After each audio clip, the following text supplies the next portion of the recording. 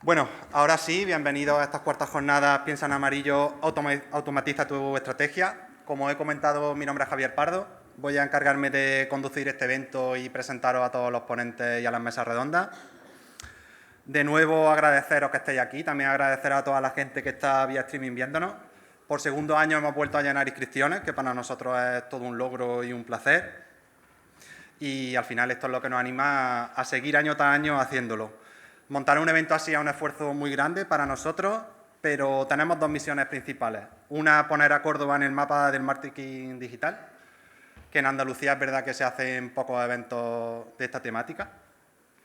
Y también crear un punto de encuentro para referentes del sector. Vamos a tener ponentes muy especializados en IA. El objetivo es que todos aprendamos a optimizar nuestra estrategia y que revolucionemos la forma en la que interactuamos con nuestros clientes, entendemos las necesidades y superamos sus expectativas. Queremos que salgamos de aquí no solo con ideas, sino que las pongamos a partir de mañana en práctica. De nuevo, agradecer a todas las instituciones su apoyo y quiero también agradecer a todos los patrocinadores que nos ayudan a financiar este evento, a nuestros patrocinadores Limón, Rayola Network y Bizum, a nuestros patrocinadores Rodaje de Limón, Prodat, Piedra Online, Advanced Soluciones y Dupla Logistics. Y también me gustaría agradecer a nuestros colaboradores Pinbeco, My Wonder Store, Pastelería Roldán, Fantastic, Intour y Clares, la colaboración que nos han prestado con su servicio de productos. Y bueno, no me entretengo más, vamos a empezar el evento en sí. Vamos a comenzar con una ponencia de Sebastián Ventura, justo ha estado aquí inaugurando la jornada. La verdad que es una ponencia que me hace muchísima ilusión. Hace 15 años, allá por 2007, yo empecé a estudiar Ingeniería Informática y estaba allí Sebastián contándome lo que era la IA, para qué servía, cómo funcionaba. Imaginaos, hace 15 años no entendíamos nada, lógicamente. Ahora todo el mundo usamos ChatGPT, usamos Dalí, Midjourney y sabemos lo que hacen, pero es verdad que es muy diferente saber lo que hace a saber cómo funciona. Entonces, bueno, eso es lo que Sebastián nos va a explicar hoy. Sebastián Ventura, además de su labor como vicerrector de la UCO, es catedrático de Ciencias de la Computación e Inteligencia Artificial de la Universidad de Córdoba y subdirector del Instituto Andaluz de Investigación en Ciencia de Datos e Inteligencia Computacional. Autor de más de 300 publicaciones científicas y participante en 20 proyectos en el área de aprendizaje automático y ciencia de datos. También, como digo, es docente de los grados de Ingeniería Informática y Física. Muchas cosas hace Sebastián. Os dejo paso con su ponencia, Inteligencia Artificial para Dummies. Un fuerte aplauso.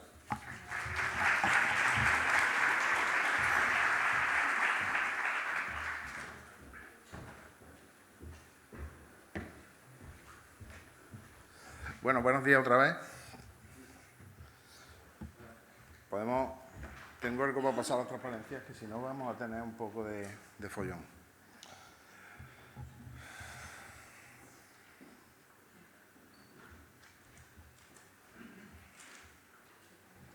Bueno, mientras que se arreglan los problemillas del directo. Uy, eso va a ser complicado, ¿eh? Eso va a ser muy complicado. Ponle pila, mujer. Bueno, mientras que se arregla el tema este, pues deciros que bueno, cuando Javi me dijo que si quería preparar esto, pues bueno, me dijo que quería una cosa un poco, no sabía exactamente qué audiencia iba a tener, yo esperaba que la mayoría no fuerais del ámbito de las tecnologías, o que, aunque estuvieran en el ámbito de las tecnologías, no tuvierais mucha familiaridad con la inteligencia artificial, sobre todo, que aunque supierais lo que es la inteligencia artificial, sí un poco por encima, pero que no supierais realmente cómo funciona, ¿no? Entonces, pues bueno, he intentado que sea una charla lo más light posible, que no resulte excesivamente aburrida. Seguramente me pasaré de tiempo, pero para eso están los que me van a sacar el banderín y me dirán que corte ya el rollo.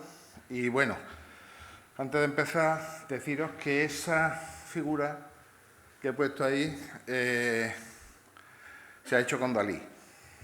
O sea, el dibujito ese que hay ahí se ha generado por una inteligencia artificial, no lo he hecho yo. No tengo yo tanto arte para hacer dibujitos, ¿vale? Le entré un mensajito diciendo que quería que hiciera una figura simpática para presentar esta jornada y me hizo eso. Bueno, me gustó y la dejé ahí, ¿vale? Bueno, ¿qué es lo que voy a contar en esta charla? Voy a dar una pequeña introducción, voy a hablar un poco de cómo funciona la inteligencia artificial, después daré algunas aplicaciones de uso de la inteligencia artificial al mundo empresarial, al marketing, desde un punto de vista de alto nivel. Supongo que algunos de los ponentes después ya contarán casos de éxito suyos personales.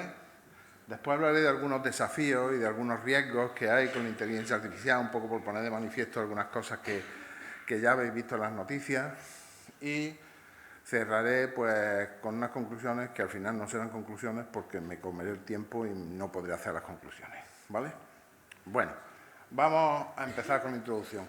Lo primero va a ser definir, como yo soy muy académico, pues empezaremos con una definición académica, relativamente académica, de lo que es la inteligencia artificial. Bueno, la inteligencia artificial es una tecnología que se define como el desarrollo de programas de ordenador o de artefactos que realizan labores propias de los seres inteligentes. ¿Y qué son labores propias de los seres inteligentes? Un montón de cosas. Planificar, pensar, ver, ser capaz de hablar, ser capaz de interpretar una imagen, ser capaz de reconocer objetos, todo ese tipo de cosas que son bastante comunes a los seres inteligentes, no solamente a los seres humanos, sino a otros tipos de seres inteligentes también, es lo que recoge la inteligencia artificial. En ese sentido, la inteligencia artificial es una tecnología, claramente es una tecnología, pero también es una ciencia. ¿Por qué? Porque los avances que se hacen en inteligencia artificial se utilizan luego en otros ámbitos de conocimiento para intentar conocer los principios de la inteligencia humana. Entonces, los neurocientíficos normalmente están en relación con los científicos de inteligencia artificial un poco para ir aprovechando los avances en el desarrollo de sus teorías y en el desarrollo de proyectos científicos que tienen que ver con la neurociencia. Ahí hay, por dar un toque de historia y un poco en relación a lo que ha dicho Javi, la inteligencia artificial es una ciencia que ya tiene su historia. Ya vamos camino de la centena, todavía no hemos llegado, pero los primeros pasos de la inteligencia artificial, bueno, se dice que el padre de la inteligencia artificial es Alan Turing, que es el primero que postuló la posibilidad de que las máquinas fueran capaces de tener comportamiento inteligente, que fueran capaces de pensar. El término inteligencia artificial se acuñó en 1956 en una conferencia que tuvo lugar en Dartmouth, donde los mayores especialistas de la época se juntaron y McCarthy pues acuñó ese término, dijo inteligencia artificial, y la definición que dio es prácticamente la misma que yo he dado, no es muy diferente, es simplemente desarrollar programas que se comporten. En aquel momento lo atribuían a los seres humanos, seres inteligentes humanos, pero bueno, yo he extendido a seres inteligentes no humanos, que también hay algunos, ¿no? Incluso más que algunos humanos. Otro hito interesante, bueno, en los 70 fue un año malo para la inteligencia artificial, los 70 fueron realmente malos porque al principio hubo un hype muy alto, se esperaba que la inteligencia artificial iba a ser la bomba, la tecnología no daba la talla, entonces las empresas perdieron el interés en la inteligencia artificial, dejaron de aportar dinero y se dejó de investigar. Y estuvimos así hasta los 80, cuando empezaron a trabajarse en una cosa que se llama sistemas expertos, de los que no voy a hablar ahora porque es una tecnología que ya hoy en día está bastante de modé. Y a mediados de los 80 empezó a hacerse ya un poco más investigación en desarrollo de modelos neuronales y empezó a desarrollarse un poco más la inteligencia artificial. Y en los 90 es cuando pegó esto el tirón para arriba. O sea, el hito más importante, indudablemente, es cuando el Deep Blue le ganó a Garry Kasparov, que era el campeón del mundo de ajedrez, 3 partidas de ajedrez consecutivas. A partir de ahí empezaron a haber una serie de hitos que empezaron a ver que esto era imparable. En 2005 ya hay coches autónomos, hubo un coche autónomo que estaba construido por la Universidad de Stanford que ganó una competición que consistía en recorrer el desierto de Mojave, 212 kilómetros, de forma autónoma, sin conductor. En 2014 ya tenemos el primer ordenador que es capaz de pasar el test de Turing. El test de Turing no lo he contado antes, pero el test de Turing era un test hipotético que planteó Alan Turing, mediante el cual se podía definir o se podía identificar si una máquina era suficientemente inteligente o se podía comparar con un ser humano. Consistía simplemente en que, sin que tú la vieras, pues tú tuvieras un diálogo con un ordenador y el ordenador fuera capaz de engañarte, fuera capaz de hacerte pensar que estabas hablando con una persona. En el 2014 ya se consiguió y ya hubo un sistema que fue capaz de engañar al 30% de las personas con las que conversaban. Se habla de que en los 40 vamos a alcanzar ya sistemas de inteligencia artificial que van a ser mejores, más listos y más potentes que los seres humanos. Esperemos a verlo. Yo no estoy seguro de que eso sea así, pero bueno, ahora mismo esa es la expectativa que hay y ya sabéis que en esto hay muchas voces, hay gente que dice unas cosas, hay gente que dice otras, entonces no voy a pararme mucho con eso. Esto, si no le doy aquí. Bueno, ¿cómo funciona la inteligencia artificial? Básicamente voy a introducir esto contando 3 tareas típicas de inteligencia artificial que se le cuentan a los alumnos de informática cuando llegan. Una de las tareas, muchos, si venís de un entorno de ciencias sociales, por ejemplo, os sonará el concepto de regresión. En regresión lo que tenemos un montón de datos y lo que necesitamos es una función que se ajuste a esos datos. ¿Cómo se suele hacer eso? Pues normalmente se postula, en ese caso que os he puesto ahí, sería una recta, una función que se ajusta a los datos, y lo que hacemos es primero generamos una recta al azar y vamos moviendo la recta hasta que conseguimos ponerla encima de todos los datos. Cuando el error que se comete es mínimo, pues ya tenemos la recta que representa el modelo de esos datos. Y ese modelo, esa recta que tenemos ahí, que se puede utilizar, por ejemplo, para determinar el precio de la vivienda en función de los metros cuadrados que tiene una casa o en función de una serie de calidades. Ahora mismo he puesto un modelo con una sola variable, que es lo más sencillo, pero hay modelos con muchas variables que se representarían en un espacio n-dimensional. Al final lo que te permiten es que cuando tú tienes las variables de entrada, las variables independientes, pues te generen el valor de la variable dependiente que es la que tú quieres determinar, por ejemplo, el precio de la casa. Tú le metes los metros, tú le metes las cosas que te hagan falta y al final te genera eso. Fijaos que en este caso lo que estamos haciendo es postular una ecuación matemática y ajustamos los pesos de esa ecuación, porque una ecuación matemática sabéis que tiene unos coeficientes, vamos cambiando esos coeficientes hasta que consigue poner justo encima de la recta. ¿Vale? Otro ejemplo de problema que está relacionado con inteligencia artificial es lo que se llama la clasificación. La clasificación no es ni más ni menos que, dado un conjunto de datos, dividir el espacio en varias regiones. En este caso lo vamos a dividir en 2, de manera que a unos datos les vamos a asignar una etiqueta y a otros datos les vamos a asignar otra etiqueta. Eso, un ejemplo concreto, imaginaos que tenemos tweets y lo que vamos a asignarle es me gusta, el tweet tiene un sentido positivo o el tweet tiene un sentido negativo, ¿vale? Lo más sencillo, una clasificación binaria. Pues ahí lo que estamos haciendo, fijaos que lo que tenemos es variables también que representan en el espacio los distintos puntos, los distintos tweets, y lo que estamos definiendo es una frontera que nos va a separar los positivos de los negativos. Si os fijáis ahora, lo que pasa es que no está parando, pero al final llega un momento en que los amarillos se quedan arriba y los morados se quedan abajo. Una vez que está creada esa frontera, cuando tenemos un dato nuevo, es muy sencillo colocarlo en la cuadrícula y te va a decir si está en el lado de los positivos o en el lado de los negativos. De manera que el modelo ya solo te dice si el tweet tiene un sentido positivo y tiene un sentido negativo. Eso tiene luego muchísimas aplicaciones, por ejemplo en marketing, pues para saber si los clientes están dando un mensaje positivo sobre un producto o no lo están dando, ¿vale? Y otro, fijaos que en los 2 ejemplos anteriores hemos estado hablando de datos que tienen una etiqueta, datos que tienen asociado, por ejemplo, viviendas que tienen asociado un precio o tweets que tienen asociado una categoría, positivo o negativo. En este caso, lo que hacemos es segmentar el espacio sin tener conocimiento ninguno de los datos. Eso se le llama agrupamiento. Tenemos los datos ahí puestos y lo que vamos a hacer es dividirlos en grupos. Lo único que yo voy a decirle al algoritmo, en este caso, hay otros algoritmos que ni siquiera necesitan eso, es cuántos grupos quiero hacer.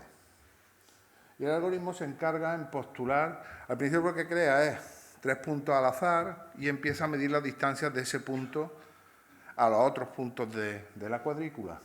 Los que están más cerca de él le asigna a su grupo y los que están más cerca del otro le asignan al otro grupo. Al final lo que tenemos es 3 grupos o 4 grupos que normalmente suelen identificarse con grupos de elementos de características parecidas. Por ejemplo, si tenemos ahí los hábitos de compra de una persona, los podemos dividir en grupos de personas que tienen hábitos de compra similares o personas que tienen comportamientos similares. Eso se usa luego mucho en los sistemas de recomendación, por ejemplo, porque hay 2 tipos de sistemas de recomendación, ahora después hablaremos de ellos, y uno de los sistemas de recomendación, cuando no tienes idea ninguna de cómo está relacionado las preferencias de una persona con los productos, con las características de un producto, pues entonces lo único que tienes que hacer es intentar un modelo que te relacione esa persona con las personas de su entorno. Entonces, si tú eres capaz de definir los grupos de personas y pones a una persona dentro de un grupo de afinidad, pues eres capaz de recomendarle los productos relacionados con ese grupo de personas al que pertenece. ¿Vale? Bueno, ¿y qué más? Si me pongo aquí dando ejemplos más, doy una asignatura, entonces no quiero tampoco pasarme. Al final, lo que os he contado siempre es, si os fijáis, que un modelo de inteligencia artificial no es más que una función matemática. Es una función matemática que tiene una serie de parámetros, una serie de pesos que son constantes, que cuando las cambia la forma de la función. Ahí tenéis otro ejemplo de una curva que va cambiando, se va poniendo cada vez más encima de los datos. Al final, la idea es que nosotros vamos a ir cambiando esa función para que consigamos que haga lo que nosotros esperamos que haga. O bien con un modelo supervisado que normalmente usa datos etiquetados o bien con un modelo no supervisado que se basa en otras consideraciones. Pero al final de lo que se trata es de adaptar los pesos de esa función para que consiga el propósito que tiene. Ese cambio de los pesos se hace mediante un proceso que se llama aprendizaje automático o machine learning. Entonces, el aprendizaje automático no es ni más ni menos que un proceso mediante el cual tú, a partir de una serie de datos, obtienes una función que representa esos datos y que de alguna forma te va a resolver el problema que estás buscando resolver. Entonces, ¿qué pasa? Pues que los datos son lo más importante en el machine learning, sí. Hay gente que dice que los datos son el combustible de la IA, ¿no? Los datos son el oro negro, el petróleo de la IA, todo ese tipo de frases que hay por ahí tan rimbombantes, pero es verdad. Sin datos no hay inteligencia artificial porque los modelos de inteligencia artificial en el pasado se hacían codificando directamente las soluciones, pero ahora no se hacen codificando las soluciones, sino que se hacen modelando a partir de los datos que tenemos del problema que queremos resolver. Entonces, fijaos que antiguamente se utilizaban datos tabulares, o sea, se utilizaban datos en una tabla, como una hoja de Excel, pero cada vez más han cambiado las cosas y se utilizan datos de imágenes, datos de sonido, datos de todo tipo. Imágenes en movimiento, imágenes quietas, incluso datos moleculares, de estructuras tridimensionales, de estructuras moleculares. O sea, eso ya cada vez más la cosa está evolucionando y tenemos un montón de modelos de Machine Learning que trabajan con distintos tipos de datos, ¿vale? No voy a entrar en detalle de cómo se hacen, pero básicamente al final se trata de convertirlos todos en una tabla, porque los modelos de Machine Learning con lo que trabajan es con tablas de datos, ¿vale? Bueno, vamos a dar algunos ejemplos de éxito, algunas aplicaciones de la inteligencia artificial que pueden tener relación con lo vuestro, ¿no? O con el propósito más o menos de lo que se hace aquí. Uno de ellos es la predicción de la oferta y la demanda. Fijaos que la predicción de la oferta y la demanda no es ni más ni menos que un modelo de regresión como los que hemos dicho antes, como lo de las casas. Si tú tienes una variable que va cambiando en el tiempo, tú puedes construir un modelo de regresión que te diga qué va a pasar en el futuro, ¿vale? Esos modelos de regresión te permiten optimizar pues, un montón de cosas, la cadena de suministro. Si tú eres capaz de determinar, por ejemplo, la demanda de un producto que tú estás produciendo, pues tu producción la puedes subir o la puedes bajar. Si eres capaz de predecir la oferta de materias primas, por ejemplo, de las que tú dependes para fabricar, pues puedes saber los precios que van a tener y puedes anticiparte al mercado y comprar una reserva de productos para mejorar y optimizar lo que es el proceso y la cadena de suministro de tu negocio, ¿vale? Entonces, ese tipo de cosas se hacen, yo os digo, o con redes o con series temporales, que es un tipo especial de regresión, o con modelos de regresión como los que hemos visto antes, ¿vale? Otro tipo de aplicación es la recomendación de productos. La recomendación de productos es una cosa que todos conocemos ya de Amazon. Amazon se hizo famosa por eso, al principio, por la experiencia de usuario. Lo que hacen es proporcionarte un producto que supuestamente te interesa. ¿Cómo se hace eso? Eso se hace de dos formas. Bueno, hay tres tipos de modelos, pero básicamente son dos, porque el tercero es una mezcla de los dos primeros. Uno de ellos se llama filtrado colaborativo. El filtrado colaborativo se basa en el principio de que lo que le gusta a la gente de tu entorno te tiene que gustar a ti. Entonces, ¿qué es lo que se hace? Normalmente, cuando no tienes mucha información de una persona, pues se hace un modelo como el que hemos visto de agrupamiento, donde se separa por grupos a las personas, a todos los clientes de Amazon, ¿vale? Entonces, ¿qué pasa? Pues cuando empiezas a comprar tú uno, dos o tres productos, pues lo que hace es que te coloca en un grupo y entonces todo lo que compra la gente de ese grupo te lo recomienda. Es un poco el sentido común lo que te dice. Si a ti te gusta el heavy metal, no te van a recomendar un disco de Aitana. Te recomendarán un disco de Led Zeppelin o de Deep Purple o de lo que sea, ¿vale? Entonces, esa es la forma más... Además, fue el primer modelo de recomendación.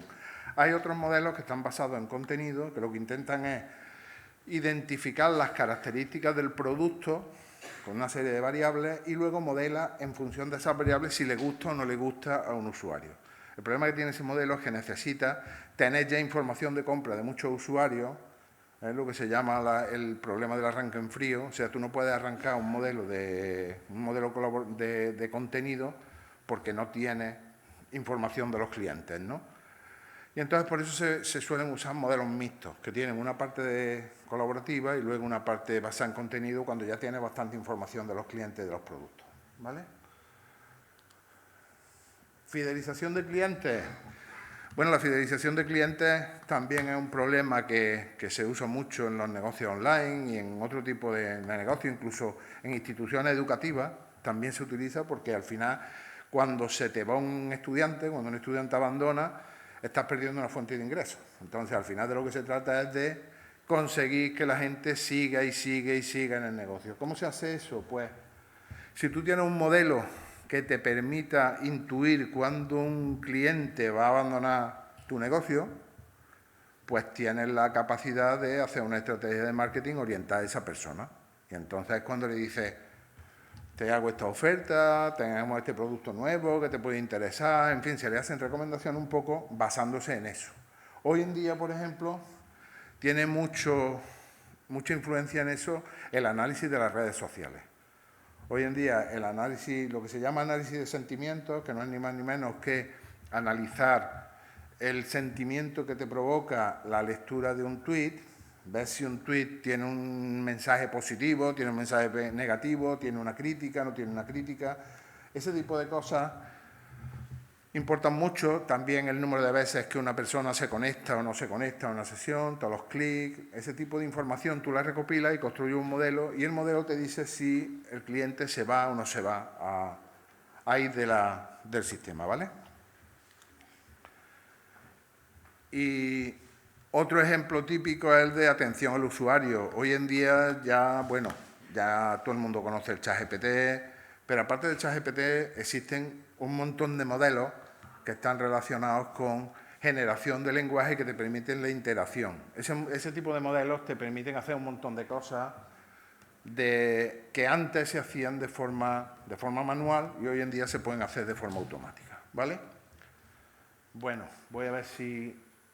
Esto está muy relacionado con lo anterior porque simplemente es que ese tipo de modelos de negocio se pueden aplicar a la automatización de muchas tareas de oficina, ¿vale?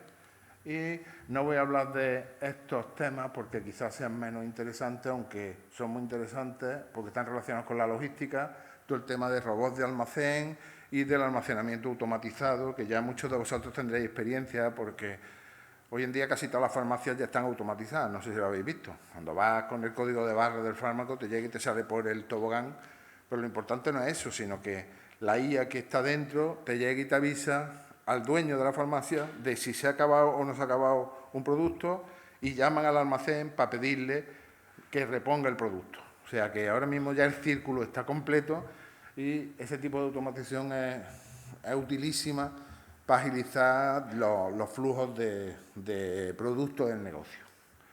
Bueno, habiendo hablado de todo lo positivo, vamos a hablar de alguna cosilla que no sea tan positiva, ¿no? Bueno, antes de eso, decir que la inteligencia artificial todavía está en sus pañales, a pesar de todo. Existen, según los teóricos, hay 3 tipos de modelos de inteligencia artificial. Está lo que se llama la inteligencia artificial débil, la fuerte y la superinteligencia, que esa ya es la caña. Ahora mismo estamos en la débil. Una inteligencia artificial débil es una inteligencia artificial que es capaz de hacer una sola cosa. O sea, una sola tarea. Un modelo de inteligencia artificial es capaz de conversar, pero no es capaz de reconocer una cara. Y si es capaz de reconocer una cara, no es capaz de conversar. Y si es capaz de detectar las preferencias de un usuario, a lo mejor no es capaz de hablar con el usuario. Y así, de manera que los modelos de inteligencia artificial están sesgados, están limitados a una sola tarea. Se supone que la inteligencia fuerte será capaz de aprender varias tareas simultáneamente y la experiencia de una tarea le va a servir para aprender otra tarea. Eso todavía no se hace. Se habla que pronto dispondremos de ella, pero no se sabe cuándo. Y la superinteligencia será la que lo hace todo mejor que un ser humano y someterá a la humanidad y ya veremos lo que pasa con ella, ¿no? Eso no sé yo si lo vamos a ver, pero bueno, está ahí. Los teóricos la proponen, hay gente que habla de limitaciones tecnológicas, sobre todo, dicen que la computación cuántica lo va a solucionar, yo no lo creo, pero bueno, ahí vamos. La inteligencia artificial comete errores. Hay muchos errores que puede cometer la inteligencia artificial. En algunos casos no son graves, en otros casos son bastante graves, son severos. Ahí tenéis un ejemplo de un sistema que da un porcentaje de riesgo de una persona de que comete un delito. Y tenemos ahí el Charles Manson ese, le da un 30% de posibilidades y la pobre muchacha esa, con la cara pena que tiene, le da un 80% de posibilidades. Fundamentalmente está relacionado con la raza de la persona y con que la muchacha tuvo antes un arresto porque en la adolescencia robó una bicicleta y entonces el modelo que está sesgado, ese es uno de los problemas que tienen algunos modelos de inteligencia artificial, al estar sesgado no produce bien su trabajo. Ya he dicho antes que la inteligencia artificial se basa en los datos. El problema es que se basa en los datos. Y el problema es que no tenemos acceso a todos los datos del universo, sino que tenemos a lo que se llama una muestra. Y en función de los datos que cojamos, el modelo va a decir una cosa o va a decir otra. Entonces tenemos que ser muy cuidadosos eligiendo los datos para que el modelo haga lo que tiene que hacer. Y, por supuesto, tenemos que ser capaces de verificar que el modelo está haciendo lo que debe de hacer, definir contraejemplos, de manera que tengamos clarísimo que el modelo está trabajando correctamente, ¿vale? Aquí tenemos otro ejemplo también de otros peligros de la inteligencia artificial, de los fake. Ahí tenéis la foto esa del Papa con la anorak de Dolce & Gabbana, que esa la ha visto todo el mundo, ¿no? Sabéis que es una imagen fake, o la de Donald Trump cuando lo están arrestando, que no es verdad.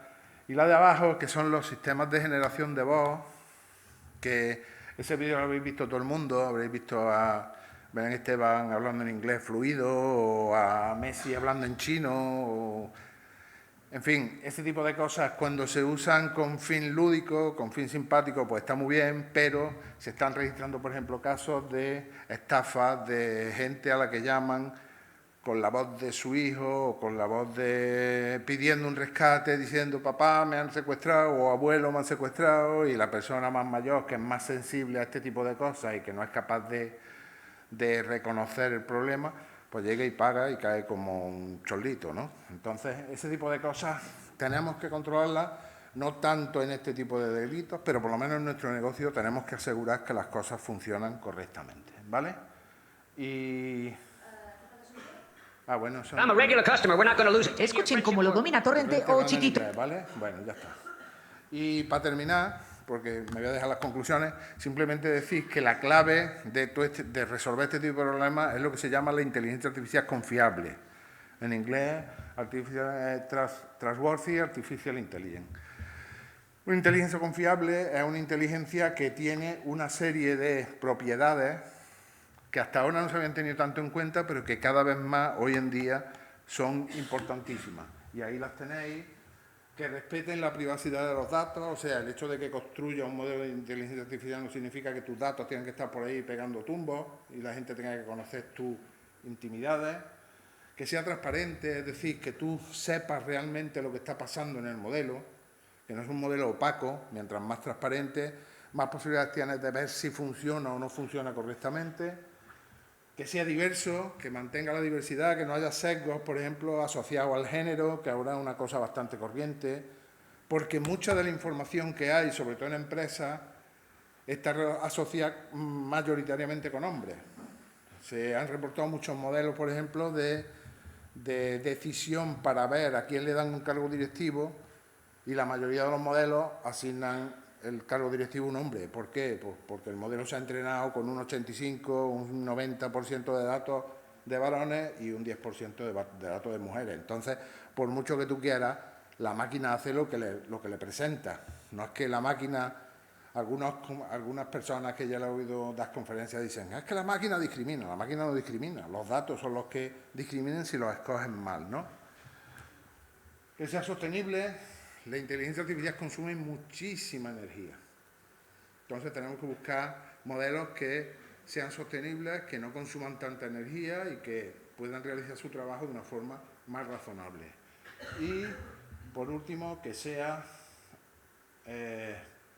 rastreable, accountability, lo que viene a decir es que sepas cómo ha tenido lugar el proceso desde que se inició el modelo hasta el final, ¿no? Y cada vez que ha ido haciendo distintas modificaciones, que tú tengas en cuenta y que esté certificado cómo se ha ido construyendo el modelo. Que no haya manos por ahí ocultas que te puedan toquetear el modelo y que al final esté haciendo cosas que no se esperan de él, ¿vale?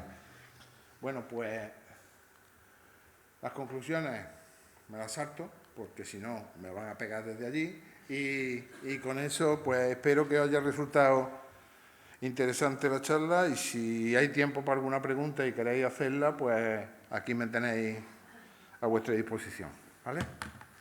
Tenemos un par de minutillos para una preguntilla, si alguien quiere decir algo. Lo he dejado sin hablar. ¿Ninguna pregunta? Que después cae en examen. Pues nada. Bueno, pues nada, pues muchas gracias.